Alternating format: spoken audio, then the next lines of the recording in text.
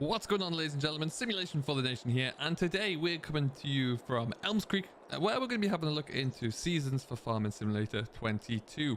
Now, this is one of the key new integrations for Farming Simulator 22, taken of course from Realismus Modern for FS19 there, but not quite to the same level. There are a few differences, a few intricate differences as well, and we're going to have a look through them in this video that tell you what you can expect, what you need to know, and how you can farm with seasons. So let's get stuck on into it, shall we? The basic premise is that you are going to have 4 seasons throughout your farming year. And we're going to take a look at those really as we go. You're going to start in the end of summer, really, here in August, as you can see from the top left. And then you're going to go through the fall, into winter, and to spring again. So we're going to take a look through what each of those days look like and how you can configure those and how you can make it best suit your farming needs. Before we go any further, let's have a look on into our settings there and see what we're looking at. So really, you come into your settings here and you're going to scroll down until you see the tractor with the cog. And then you got your basic in-game settings here. So you got your economy, you got your time scale, all those useful stuff that we're familiar with. But then you got your seasons. So this is where we're going to start with first of all. Your seasonal growth. This will allow you to be dictated by seasons as to when you can plant and harvest your crops. If you want it to be as realistic as you would expect it to be, for example, harvesting your crops in summer and autumn, and planting your crops a little bit in the autumn, and also in the spring, then you want to keep this enabled. You want this yes. If you don't, you want to be able to harvest and plant crops all year round, you want to disable that and turn it to no. Days per month, again, at the moment it's 1 day, so as we've got 12 months in a year there, you're going to expect to see 12 days in a calendar year. You can change this to as many as 28 days, so it's almost like a month for a month, which will be pretty cool to do. But we're going to keep it at 1 for the purpose of this. Now again, that all depends on really the size of your farm, the number of people playing, how much you want to extrapolate this out there, and how much you want to expand it for each season. Even if you by doubling up there, obviously that's 24 days in the year there. That's going to take some time to get through, but maybe the map requires that. Maybe your farm is going to be big enough that you need to do that. But that is something that you need to play with yourself. Now, fixed visual month. This is pretty cool because what this will allow you to do is if you really like the weather in the fall, for example, you want to see the golden leaves, you can do that. We're going to click along to, let's say, October. You can do that. You can click off. And now you got a bit more October around. You got a bit of a tinge in the leaves there as they're starting to change to a golden orangey color there. And everything's changing and looking really pretty good. So you can set it just to be in October if you so desire. But we're going to go back to where we should be. We're going to keep it as August. And then finally, you've got the snow as well there. Now, if you want to have snow, if you want to have to work with the snow and clear the snow, we're going to look at what that looks like in a little bit, but you want to keep that enabled. And now, before we go too much further, we're also going to have a look at the calendar. Now, the calendar is specifically important for a variety of reasons, but mainly it allows you to identify when is the optimum time to plant and harvest your crops. As you can see here, it breaks it down into the 12 months of the year from spring through to winter. The green bars are when it's appropriate to plant a certain crop. Orange bars are for harvesting said crop. So this allows you to really plan out your farming year. Make sure you get the best seasons and the best conditions to plant said crops. It's really useful there as well if you are looking to stretch out those days and stretch out those seasons, as we mentioned before. Gives you that little bit more forward planning that you need to have. And this covers all the crops in games. If you add more crops in game as well, it will expand. Now, as you can see, there are certain crops such as your grass and oilseed radish that you can plant for a significant portion of the year and also able to mow it effectively or harvest it all year round as well. So lots of opportunities there. You really need to leverage those longer seasons and kind of use that as a security or a comfort blanket, so you can use all of the other cereal crops or all the other harvesting windows, knowing that you've got a bit more time to get to the grass or the oilseed radish there. That's certainly what I look to do anyway. Now, unlike seasons in FS19 there, the mod of course there, seasons does not affect cattle at the moment there. We don't have any cattle pens enabled there, but it doesn't affect the production or anything to do with the cattle there. There's not a calving season or anything like that. It's all just built off the time in game there. So a little bit different on that approach, but you never know. That may well change as modders start to make some little tweaks and adjustments in Farming Simulator 22, and it's certainly something that we can look to see a bit more of in the future.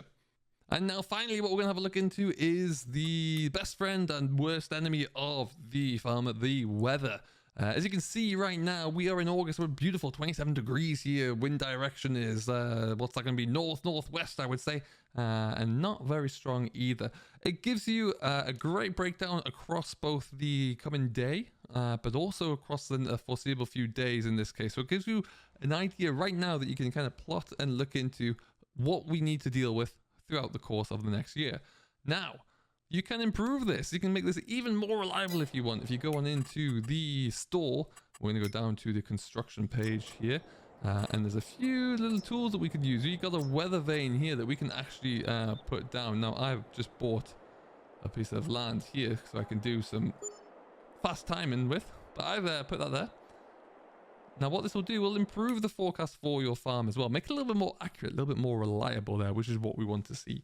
Now, that's essentially the basics for seasons in game thus far. What we are going to do though is skim through each of the cycles here, just show you what that looks like in terms of what you can expect from every single month. We're going to start in August where we are now, but we're going to skim on through there and see what that looks like as we progress through. See what we need to factor in there and see what we can expect for Elms Creek for the next 12 calendar months. As you can see, we're gonna have a bit of a run through here. This is the original farm here on Elms Creek. Obviously we don't own it, we're in start from scratch right now, but you can see we've got crops that are nearly ready here. These are also ready to harvest there. There's another crop over there of cotton by looks of things that is still growing and growing strong. We've got some sorghum there which is coming along as well. A lot of weeds, but we can take care of that, I'm sure. But yeah, right now it's harvest season. You can get going there. You've got plenty of crops that you can harvest there across the map as well. It's time to get rolling after them. And as we come back through, we're in September now, and you can see we didn't harvest the oats in time. They have now withered. The window has passed. All you can do with these guys now is disc them in, unfortunately. That's it. Mulch them into the ground, start again. Nothing else is going to come of those. It looks like, though, over here, as we creep on over there, this is actually our potatoes. That's a tall potato plant. But they're ready to go. So that's harvest ready to go for the potatoes. From a foliage standpoint though, everything is looking pretty good still. A little bit of bronze and a little bit of brown in there, but nothing too drastic. Everything else is as it was, nice and bright, good daylight here at the moment, nice blue skies, nothing to worry about.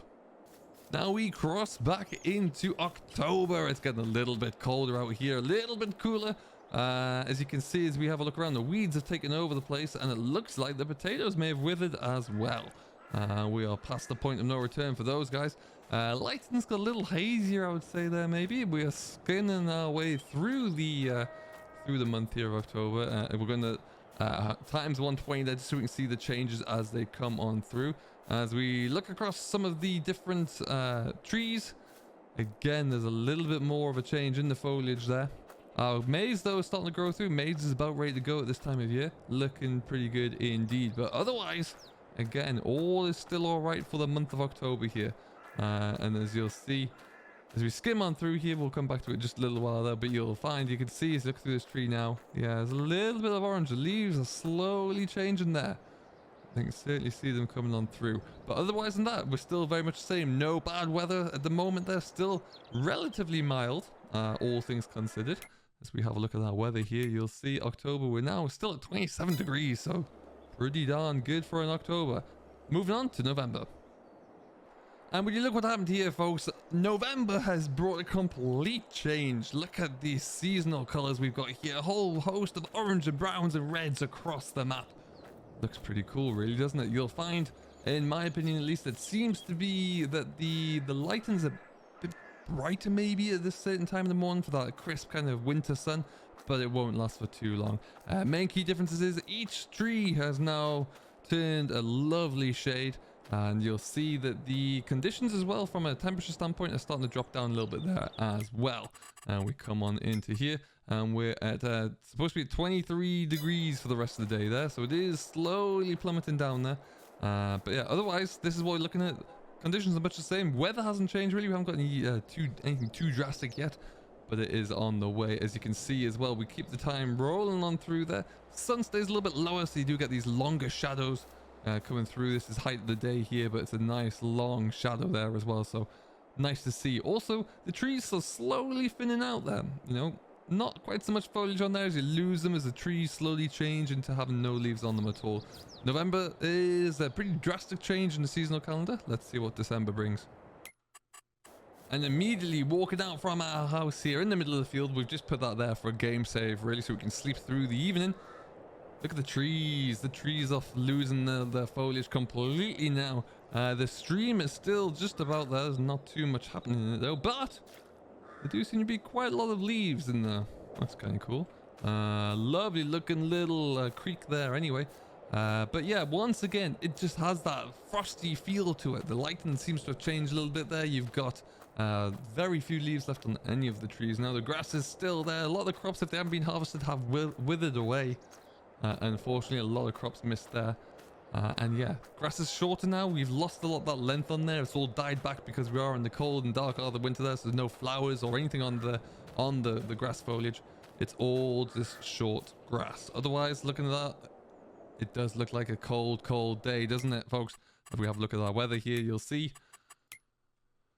Ooh, we've dropped down. We're at 14 degrees. That's about a 10-degree swing from this time yesterday in November. And we're coming down even further there for around about 7 to 9 as well. It's going to get nice and bitterly cold coming up into January and February. Let's check that out.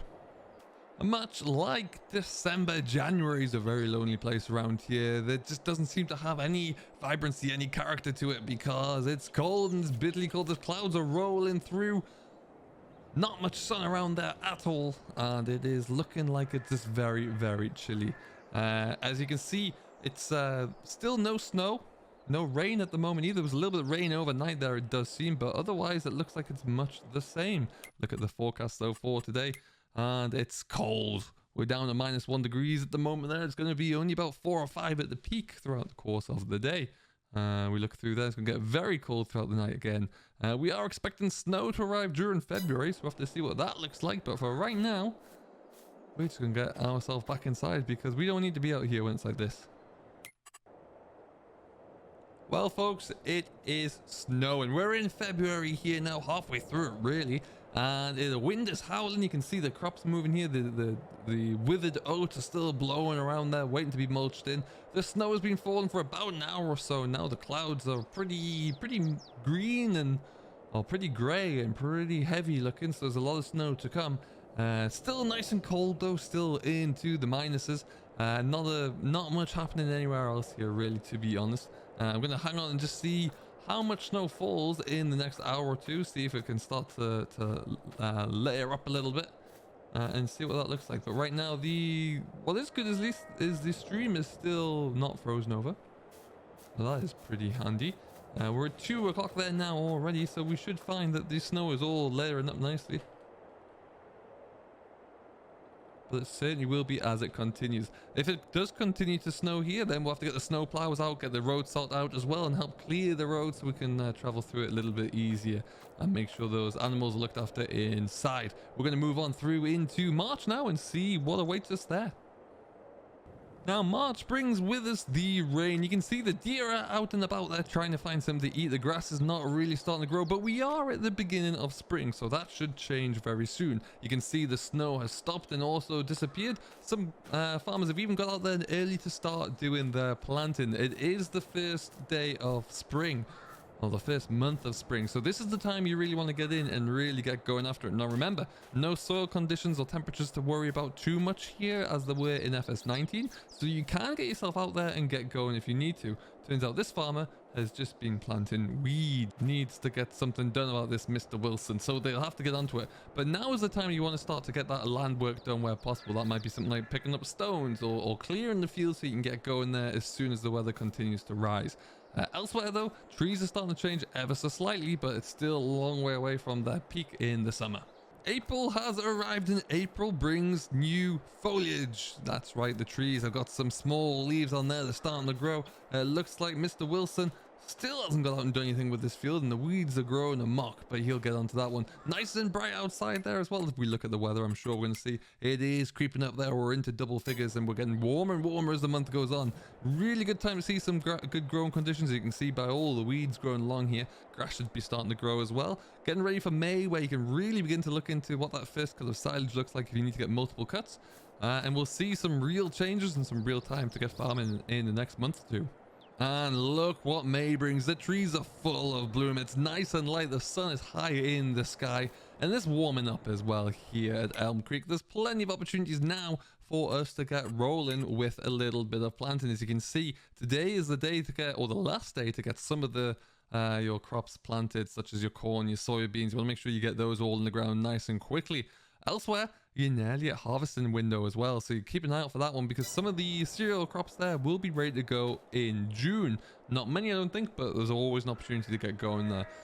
If you have planted any crops there, you should start to see them at that first growth stage now as well, so you'll really be looking into getting a lot of herbicide and fertilizer treatment down to help them grow. Alright, we're in June now, and as you can see, much the same as May there, but this is just good growing conditions if, unlike Mr. Wilson here, you've planted anything. Now, this is a real time where in June you want to be making sure you're making the most of that grass and silage work. You want to make sure you can try and get some hay knocked down and spread around there as well. Good drying conditions are afoot right now, so really good time, 24-25 degrees. You want to get out there and you want to make the most of that and get those bales into the barn nice and safely. Still allow you some time to get some more crops put out there, get a little bit more of a fertilizer on there maybe, and get a second cut later on in the year. But June is all systems go really if you're doing any kind of grass work, and even some of your winter drilled crops may well be ready to go right now, so let's take advantage of that as well. And finally, July, the height of the summer, really. You have got long days to work and short nights as well. Beautifully light here, cloudy day today, but nonetheless, it's still going to be great efforts to get out there. You'll see the grass is starting to really grow again. It's a little bit taller, a few more weeds in there, but what can you do? And everything is good to go. At this point in the year, you're going to have a lot more crops that are ready to go and be harvested here. As we have a look at what that looks like, we'll bring you on into our calendar, and you can see in July, you've now got your oilseed rape is good to go, as well as oats as well. So it's a great time to get going with your wheat in there too. So you can really clear out your the early cereal crops that you can get into, which means it's going to free up the August and September for your root crops there. As you can see, potatoes and sorghum will be coming in. So that is it. That is a whole 12 months in the calendar for seasons and what you can expect. It is, of course, a great leap forward there from FS19, where we didn't have a base game, but it also gives a great foundation for modders such as Realismus, for example, to bring more enhancements in. And I really do look forward to see what that looks like. We're going to be using seasons throughout on any of our role plays there, or save games, or let's plays, or live streams, or anything. And I really can't wait to see what that looks like. If you have any questions, please do leave them down below, and I'll do my best to answer them and give you any support where possible. Do leave any comments, questions, or feedback for me. I've been Simulation for the Nation. If you have enjoyed and you've yet to do so, please do give it a thumbs up, and we'll see you all in the next one. Till then, do stay safe, enjoy what you're doing as always, and we'll catch you later.